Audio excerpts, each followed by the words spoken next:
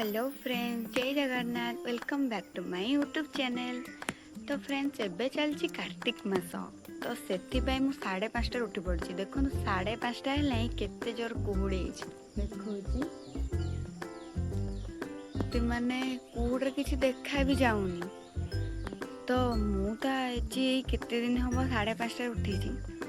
तो जो माने सबू माने बुढ़ी माने जो माने हबिष करुचंदी से माने उठुचंदी राति 3:30 3:30 उठी गाधेई पाधेई तांकर सबू काम सारी जाउचंदी मंदिर हबिष करने को।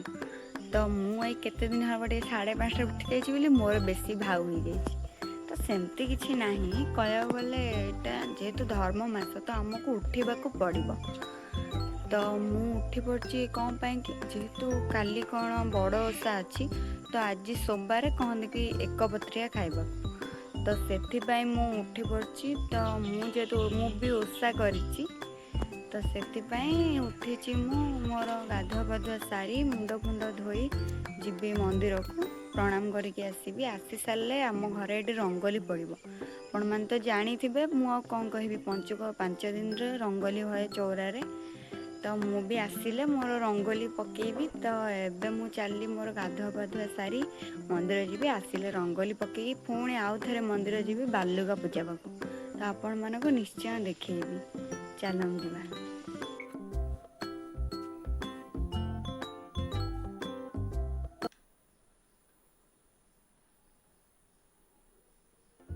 तो फ्रेंड्स, असी 7टा बाजिला एपर्यंत आमर कुहुड़ी छाड़ेनी।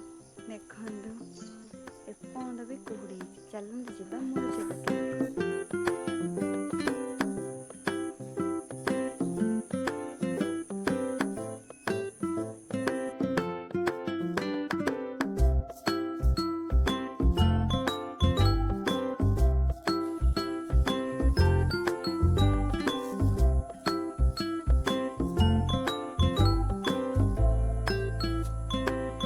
जार जहाँ दरकार थे मुझे पकेर धन को डाक पकई देके आस जो तो भल मोटर केते लोक केते भल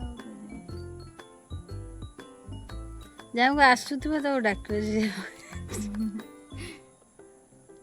पकेले सब पकेले जहा हो। मूर्च पकाटा भारी कष्ट। देखिए सीना उपरे सहज कि भारी कष्ट मूर्च पकाटा। जी थर पकई सी ही जानी कि मूर्च पकाटा केते कष्ट। कहया तो समेत अच्छा सांगे सांगे कहीदेवे कि मुंड पकाउच एते लेट हो तुम एत ये हो थर पकेले ही तुम जापर कि केते कष्ट मूर्च पकाटा। छोट छोट काम भी बहुत कष्ट है।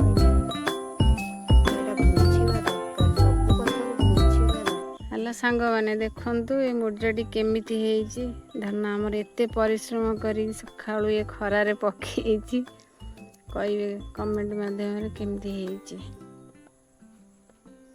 जगन्नाथ पकाउची देखन केते सुंदर देखा जाउजनी।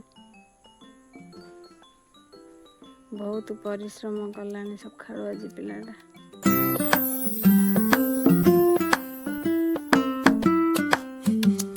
देखुन सांग माने ये जनक जंतु से जगी बसी केमिति आमे उठिला माने से सांगे सांगे इठी आसिक तापर सोइबो नालू ए सांगे सांगे।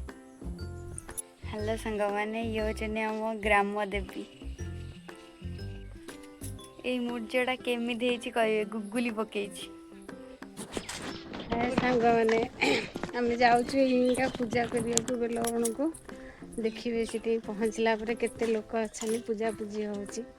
ए की फूलटा ए फूलटा टे कमेंट माध्यम जनइबे क्या बाड़ी रे ए फूलटा फुटी जनइबे को प्रकार फूल ये। हेलो सांग माने देखंदी आम गाँ जाऊँ आम गाँर परिवेश देखो केंती गाँव केते सुंदर देखो कौ गाँ कमेंट रे कहिबे। आम गाँ के जानना बहुत कंदी जगह।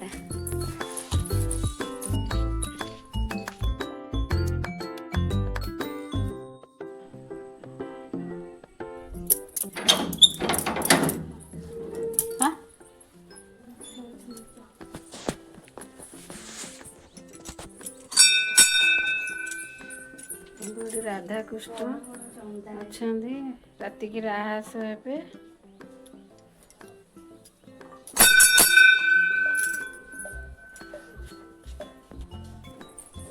हेलो संगे देखते ये आकर्षण आकर्षण हम घर देखते बेलगण मठर ये घर राति की रोषेई बास हम ये सब हांडी कुंडी थुए ये जंतु देखते ये जगिची मठर ये घर ये यज्ञ है आमर फगुण मासरे देखु ये यज्ञ कुंड ये यज्ञ है ये मंदिर ये आम दी मूर्ति देखु ये ठिया होती है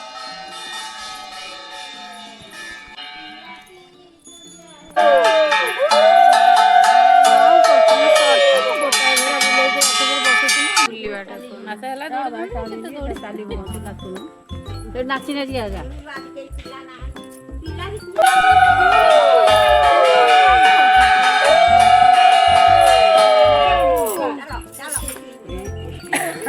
चल